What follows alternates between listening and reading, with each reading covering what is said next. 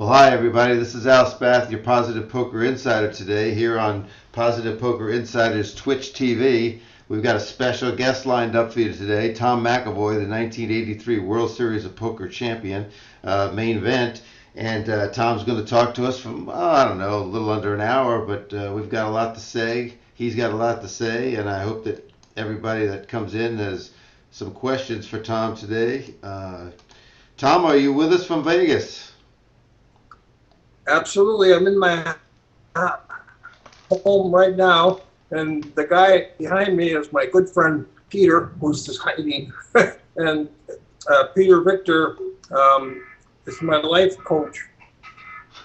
Well, that's good. Well, we're privileged to have you on here. This Hall of Famer. You went in the class of 2013, inducted in 14. Is that correct? No, I went in also in 2013. You went in 13. They had the ceremony in 13. I thought it was the last part of the year, and No, they had the ceremony too then, huh?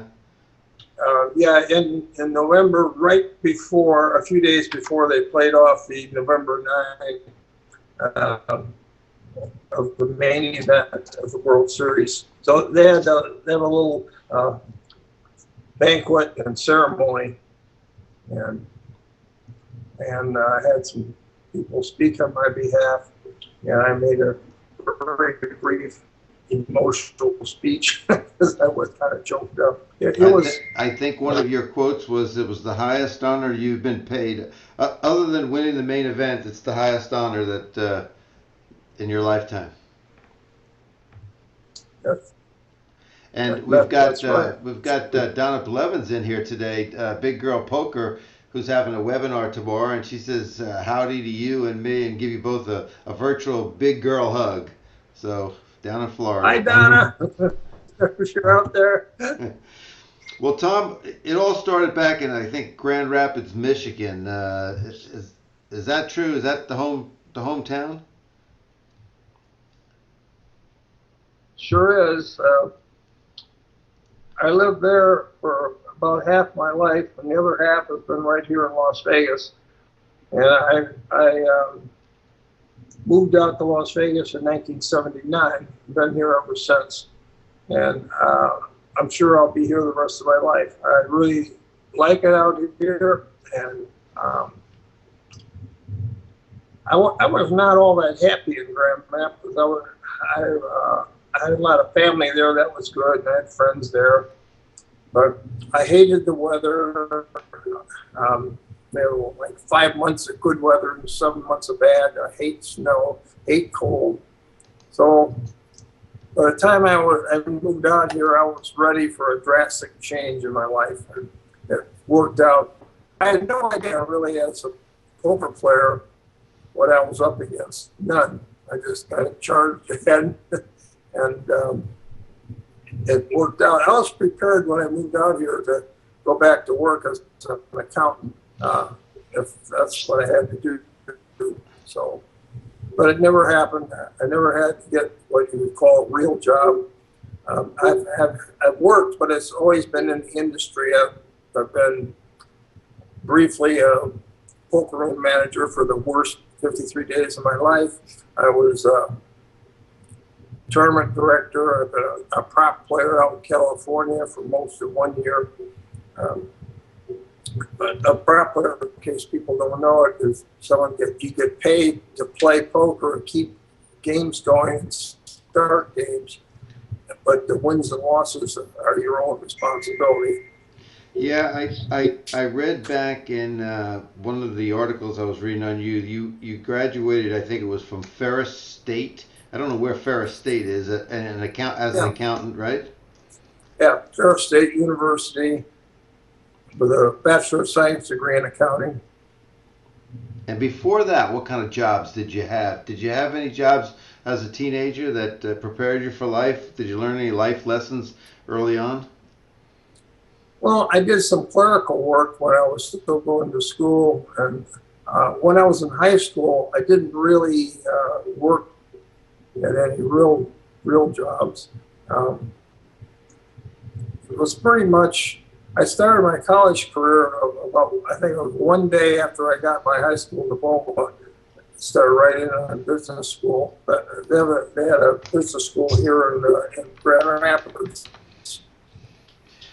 And that I went to for 2 years and then transferred up to Ferris.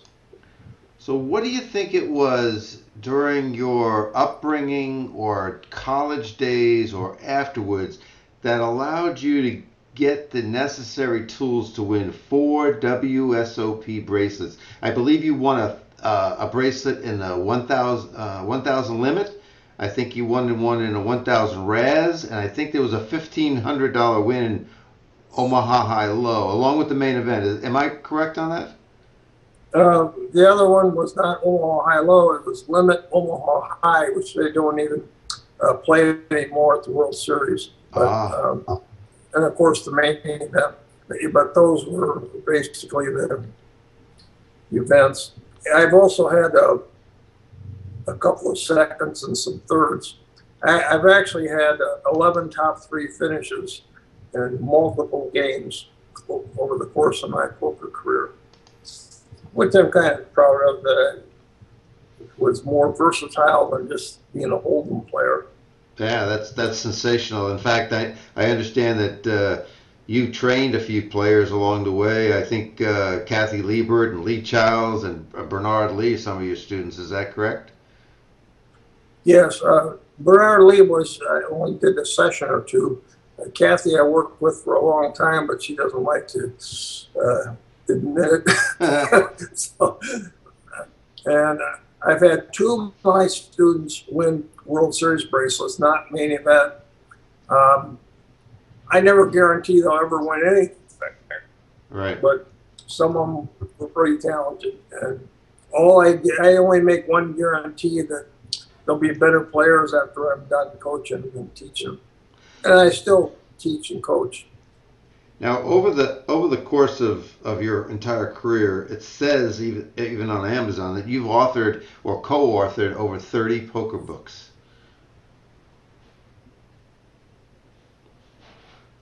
It wasn't 30, it was like 14 or 15 authored or co-authored. I never considered myself an author. That was the farthest thing from my mind.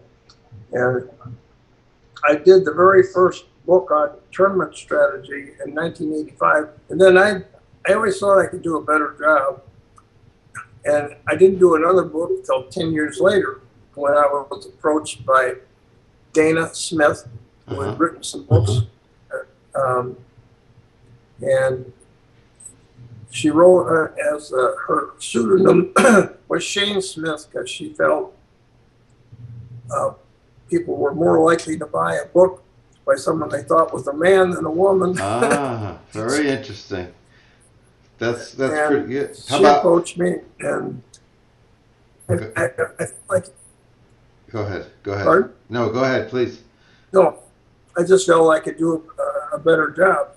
And the first time she approached me, I gave her the brush off, and she waited 9 months. And she had moved from Bakersfield, California, to Las Vegas, and that was one of the reasons, because she wanted to try to get me to do a book with her. And I wasn't that nice to her. I gave her the brush off, but she came back 9 months later, and tried me again. And by then, I was just broke enough to do anything that I thought would make me some extra money. Plus, I felt I wanted to make a genuine contribution to poker, and I felt I had something worth saying, and worth reading. So she gave me a projection of what she thought we would make. And it turned out we made a heck of a lot more than what she thought we would. So one book led to another. I was friends with TJ Cloutier, so we waited 2 years, then we did a second book. That's when I did it with TJ. Then I wound up doing like 4 books with TJ, and they're all basically hold'em books, different strategies. And You got any good TJ stories? You know, he's a four-time WSOP champ or five-time. No, I think he has five. Doesn't he have one more than you? yeah, at 5 or 6, I lost track. Yeah, he might even have 6. And he used to tell me, he didn't at the time realize how important bracelets were going to be, and he said he would have tried harder, maybe. But he was the dominant tournament player, and especially in Hold'em for years. I mean, nobody won more tournaments than TJ Cloutier in the 80s and early 90s. For about 15 to 20 years, he was by far the king of tournament poker. How about when you and him were collaborating on a book and you had a disagreement on something? How did you work that out? Was there any, do you remember any flap about any subject when you were writing those books that came up where you said, you know what, I just can't agree with you, TJ, or vice versa, he couldn't agree with you? Was there something that comes to mind? No, not really. If we had a slightly different approach, well, here's what we did. We basically talked the books that we did together. So we made them very easy to read compared to some of the other more technical stuff, stuff that, for example, Skalansky wrote or Dan Harrington. Yeah, I have right. a lot of respect for everything Harrington, but it's a lot more technical. But TJ and I Yes. basically talked the books. And if we had a disagreement, which was usually a minor disagreement, sometimes we would both put our own opinion in. I said, TJ thinks this, or I'm not sure exactly how we worded it. I haven't read my own books in a long time. But so sometimes we would put slightly different opinions, because, in poker, you have many ways to play. It's not always the same way, that is successful and correct. That's the fascinating thing about poker. It looks so simple on television when they give you the percentages of winning the hand, and you can see the whole cards, you can see the strategy. Well, it's anything but simple. If it was easy to do successfully, there would be a lot more people. Well, I want you to tell me about the difference. In a minute, I'm going to ask you to tell me the difference between the game that you and TJ talked about. It's a very tough way to. We're having some internet problems here, folks, so I'm going to stall for a second until it clears up. And is Tom back with us now? I hear you. Okay. I don't know, can you hear me? Yeah, you're back. Picture's back and everything else. But a big girl poker, Donna, wants to know where you were when Gregory and her interviewed you for a radio show about 20 years ago. Do you want to tell us, is this something sneaky or private? Where were you when Donna and Gregory, do you remember 20 years ago? Oh, No? I've known Donna and Greg for at least 20 years, but I don't remember. Okay. I know I've done interviews with them, but she's going to tell me here in a sec. She's going to tell me here in a second. I'm going to probably embarrass every one of you or anything. You probably were in a hot tub or something, but we'll wait for her to post it up on the site here. So let me go on to the next thing I was going to ask you. What do you notice is the biggest difference in tournament play from back in the 80s to now with the players, the more aggressive players? But what's changed in the game? And by the way, she says you were in a hotel and she had to put you in the bathroom. Donna says you were in a bathroom for the interview. she did. Yeah. Jeez. She figured that's the only way you were going to get a flush that day. Or something. But tell me about the game change. Well, the game itself hasn't changed at all. The way people play it has changed dramatically. And there were some super aggressive players back in the day. The most obvious one was Stu Unger. Yeah. Who played just like these guys do now. He was the first one to do it successfully. He was way ahead of his time. Yes, he was. People ask me if he was really as good as his reputation. I said when he wasn't messed up on drugs, he was the greatest no-limit player in the world. Best I ever saw. When he won his last of his 3 main event championships, he was at a table where he had people like Phil Hellmuth and Doyle Brunson and some other really big names at the table. I mean, superstars we're talking about. And he just totally dominated the table. It was incredible. Then he went on to win the tournament. He totally crushed the final table. Back then they took 6 to the final day. Nobody had a chance. He already had the chip lead, and he just ran over everybody. It was a totally one-sided. He was total battle. package. He was the total package. He was a big gin player before he switched over to poker, wasn't he? Yeah, he was a savant. He never went to college or anything, but he had like a photographic memory, and he was a phenomenal card player. And in gin, virtually nobody beat him. One of the reasons he moved to Las Vegas was he ran out of people that would even play gin with him back in New York, where he grew up. But he would pick up his gin hand and never move a card out of his hand. We're used to sorting. I play a little gin, not very well, I might add, but you kind of sort your hand down, and he never did that. And he was right on target, where he could put people on, after just 2 or 3 picks from the deck, could put them on the exact cards they held. I mean, it was just uncanny what this guy could do. And he was good in a lot of games. He picked up games really good. And then he decided, he was kind of a small guy. He decided he'd play some golf with people like Jack Strauss, and were golfers. And the first time he set foot on a golf course, he lost $100,000 on the putting green. So he was not a very good athlete at all.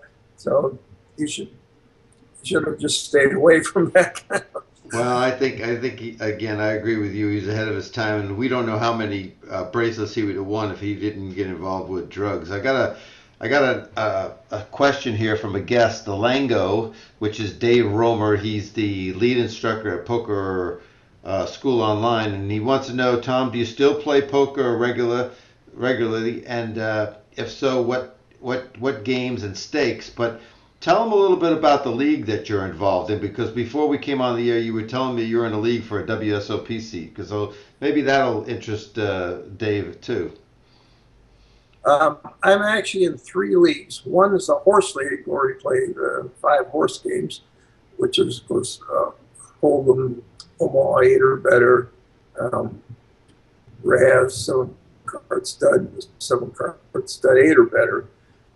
So I play 1 horse league. I play 2 no-limit leagues. The way it works is that they have different numbers of players. In my favorite league, it's the one I kind of co-host. We have 11 players, and we do squeeze 11 at the table, which makes it a little tight. And the way it works, we actually play 11 sessions on the year, and we do a point system. Whoever finishes first on a particular session gets 11 points, second gets 10, all the way for 11th place gets 1. There's also prize money for the top 3 finishers each month. Anyway, the winners at the end of the year who have the most points, our league champion gets to play the $10,000 main event at the World Series. Second gets $5,000 worth of buy-ins that they can choose which ones they want to play. Third, $2,500, same thing. Fourth, $1,500, and fifth, $1,000. So they can choose what game or games they want to play. And the other thing that's interesting is that in our 11-player league, each of the other 10 players gets 5% of the action of the winner. So winner's playing for 50%, and everybody else has a rooting interest. So we've had one guy make the last table in an Omaha 8 or better event, like with a $5,000 buy-in. And boy, was he getting a cheering section. I bet you. That sounds great. And how about from day to day? I know you've been doing some senior tour stuff around the country. You were over at in Dover here in Delaware, but do you get out and travel much for the senior tour or any of the events around Vegas? I do senior events in Vegas, not as many as I used to.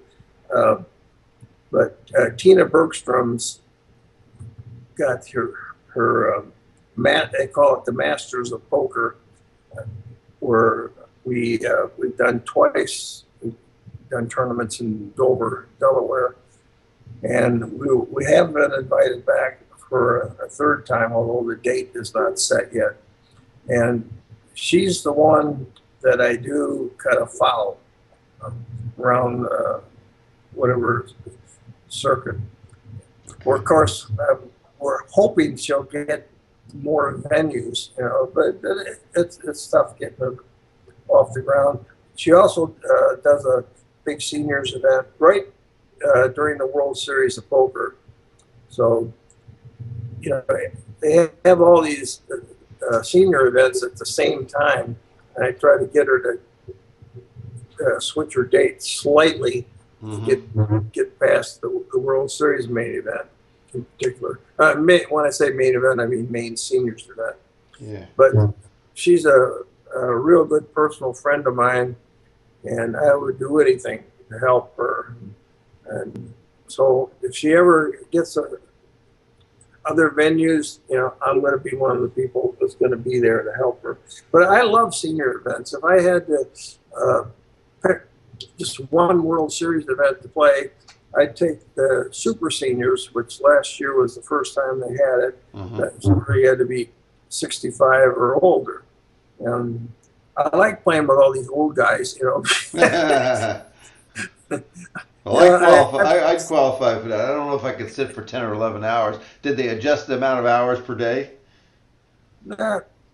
I don't think you play more than 10 hours, but that's still a long stretch. That's a long day.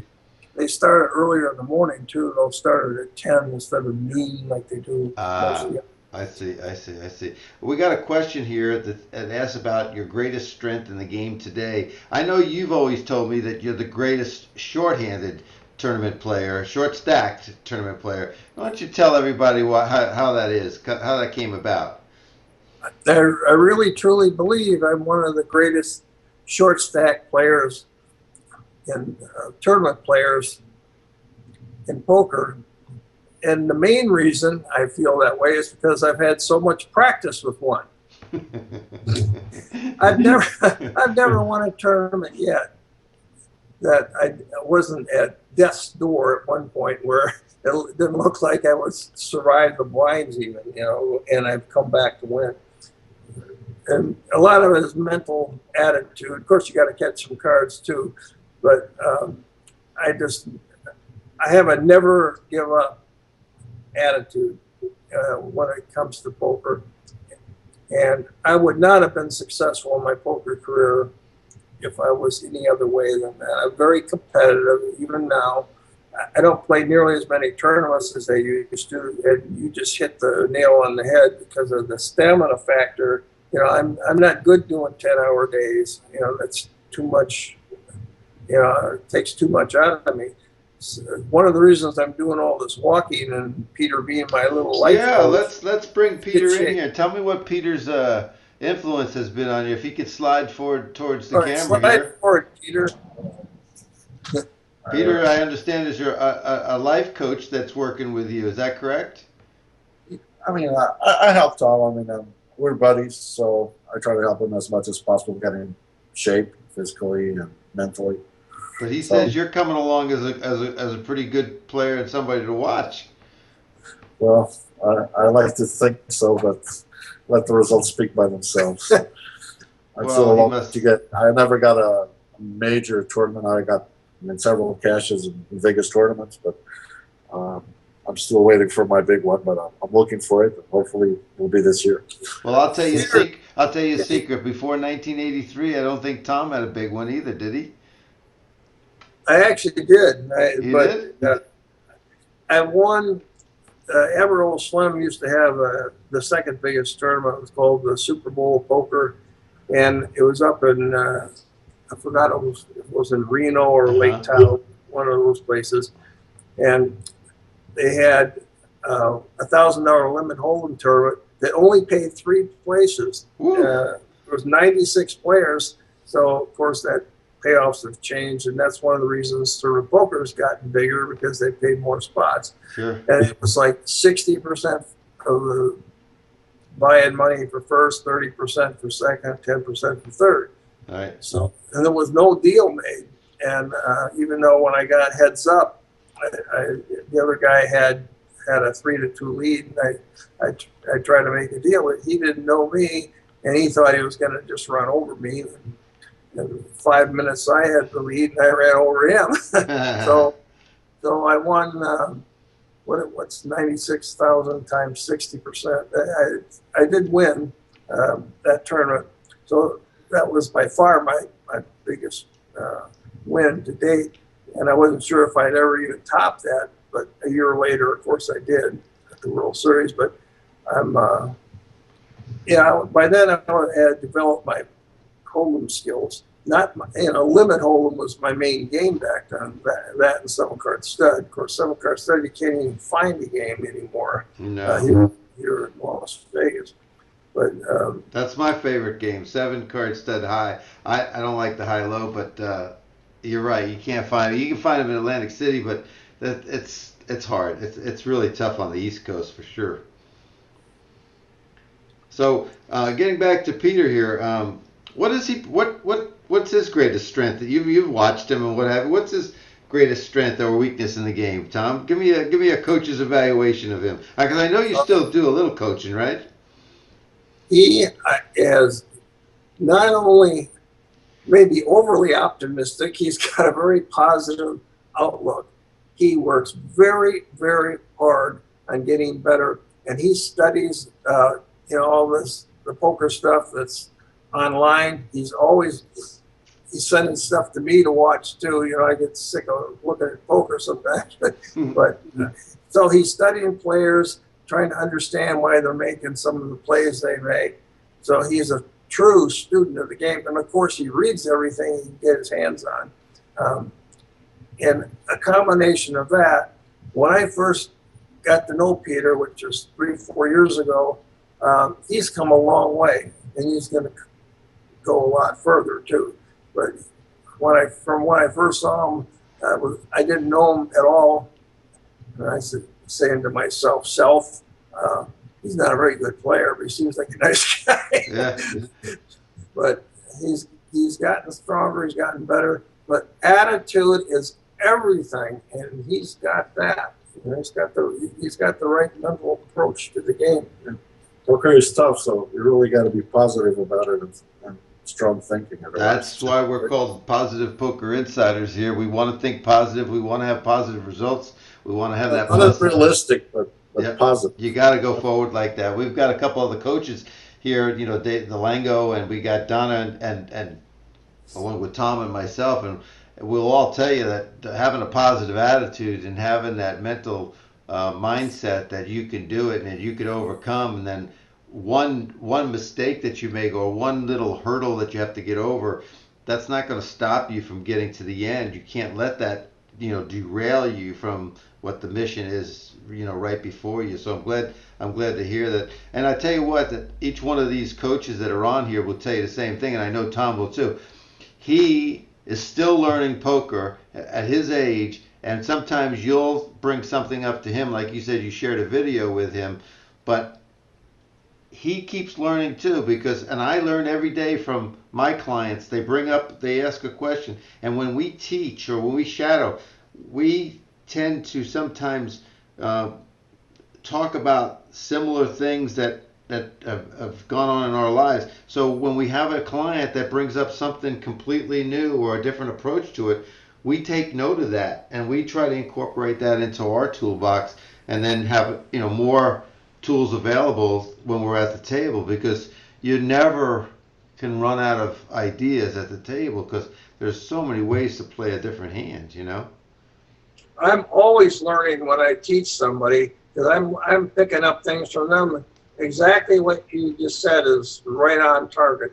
They'll bring up a situation or something I hadn't maybe thought about too much, and so it forces me to think, because I don't want to give any false information to one of my students. I want to give them the best information I can give them. So it forces me to think through the situation. And there's always something new to learn. And I've maintained all my life that poker is a lifelong learning process. I'm going to go to my grave not knowing everything there is to know about this game. That's absolutely true. In fact, Donna, Big Girl Poker, she's having a webinar tomorrow. I believe it's a free webinar. Donna, correct me if I'm not. At 1 o'clock Eastern time, and she's going to talk about mind shift and the key to winning, and not shooting yourself in the foot. So, Peter, I don't know if you're around that time. That's 10 o'clock your time, but you might go on Facebook. You can just put Donna Blevins and you'll see she's got it advertised there, and sign up and come into that. It'll be a great conversation. And if Tom wants to join, that's fine too. But she'll have a lot of other people in there, and then she rebroadcasts it on some different channel. And along with us here at Positive Poker Insiders, we signed a deal the other day with Hold'em Poker, Hold'em Radio, excuse me, and they're going to take some of our rebroadcasts. This one with Tom, of course, with Gene Hull, with Dusty Schmidt, Matt Savage. We've had all those folks on. We'll have some more. We'll have Fox Wallace next week. And they're going to rebroadcast these at night to different folks. So, Tom, if there's any books or anything, if anybody wants to get in touch with you, if you want to promote your website, if there's a book out there of all the 14 or 15 books you wrote that you say, this is the book I'd go out and buy right now that still help you, anything like that to promote anything that you're doing, go ahead. This is the time, because people will hear this broadcast. So it's all yours.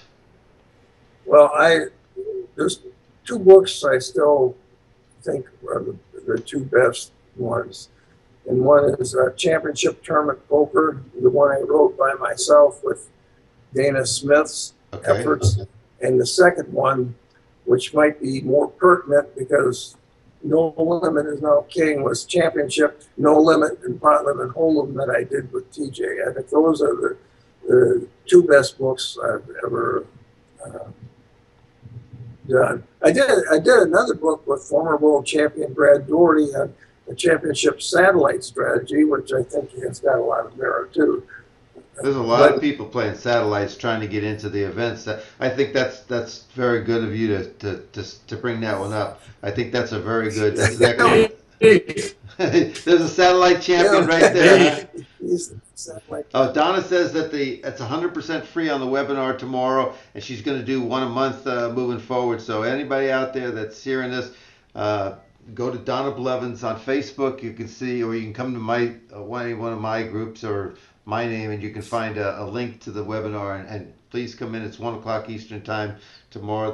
Donna said she'd love to have you, and I'll be there as well to answer some questions. But do you do any coaching? Can anybody get in touch with you for some coaching, Tom, or are you kind of cutting back on that a little bit? No, I'm looking for customers. You're looking for clients, okay? Oh, absolutely. My email address is simply my name, Tom McEvoy @cox.net, and I'm more than happy to work with them.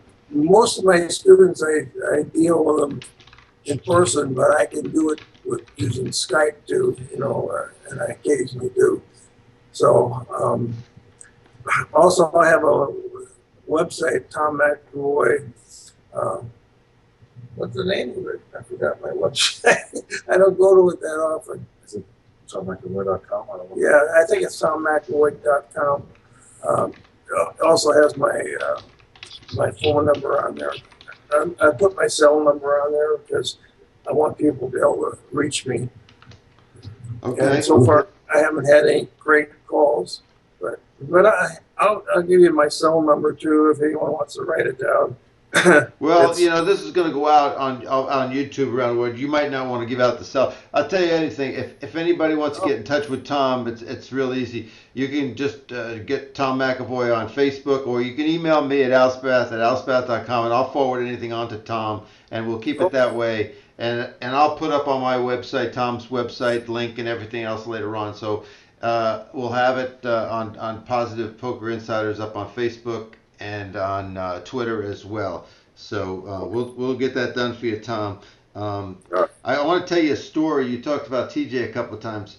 I work with TJ over at Poker School Online. I think Dave, who's in here today, did too. And Dave, I think would agree that TJ might be the single most non-computer person behind you. If Peter is shaking his head there, behind you, and I would have to go over to his hotel room from my hotel room. He would be at the MGM. I would be at the Orleans. We would have a conference, but he was going to take on, some live students and stuff in a conference, and I have to go over there and get things set up. His wife Joy was there, and she'd help out and everything, and so we had a little relationship, TJ and I. So one night I'm in bed. It's 1 o'clock in the morning, and I get a call, and it says TJ Cloutier.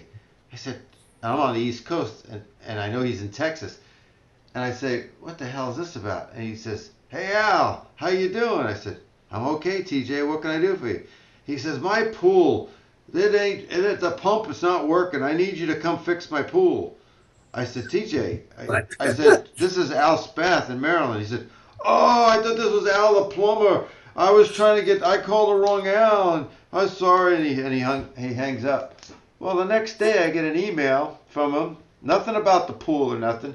And he says, I'm playing with, I think, Mark Cuban, all these guys. We've got to buy in, minimum buy-in's $250,000. We're having a home game in Dallas.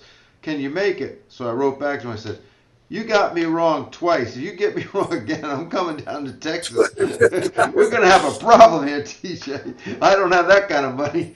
So he was pretty funny out there, and I still, to this day, remember working with him. But I couldn't get him away from the craps table one night. He likes that craps table a lot, doesn't he? too much. By the way, if the buy was 250,000 in that uh, cash game, he doesn't have it either. So some of us are putting him in if he's Well, playing it. I guess But he has sponsor, Tom. He said he has sponsor, if you know what that means. yes, I know what that means.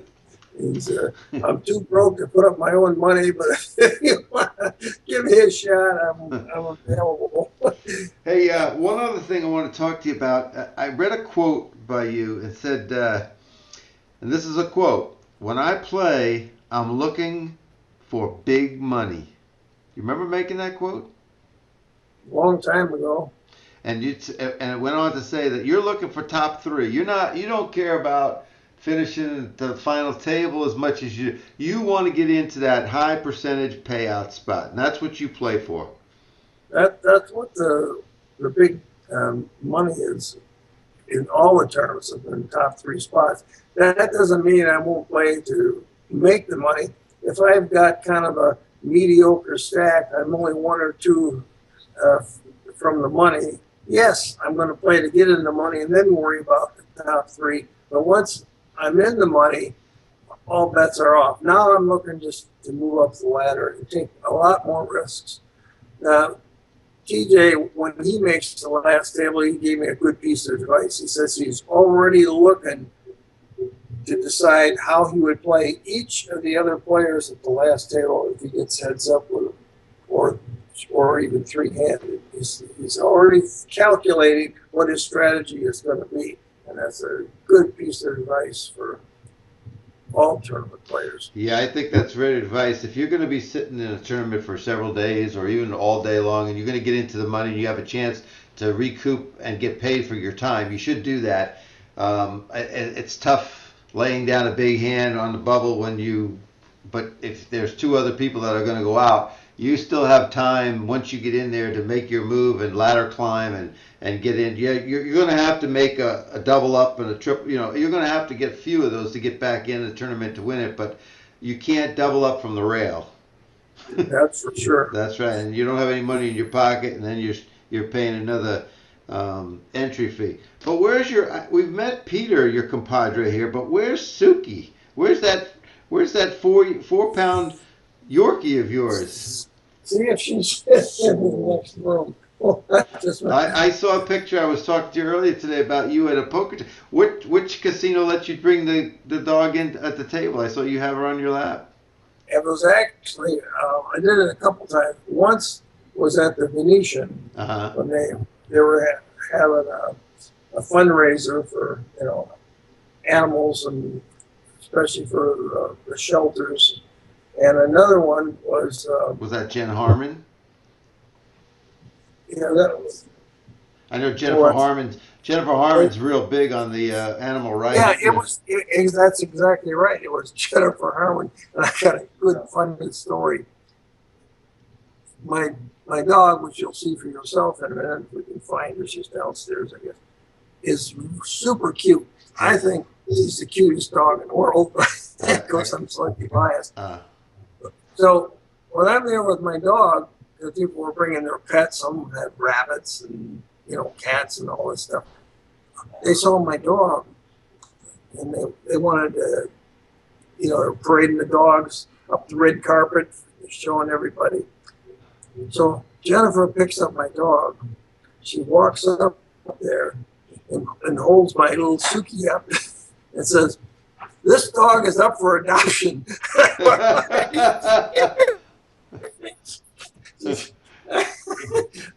Over my dead body.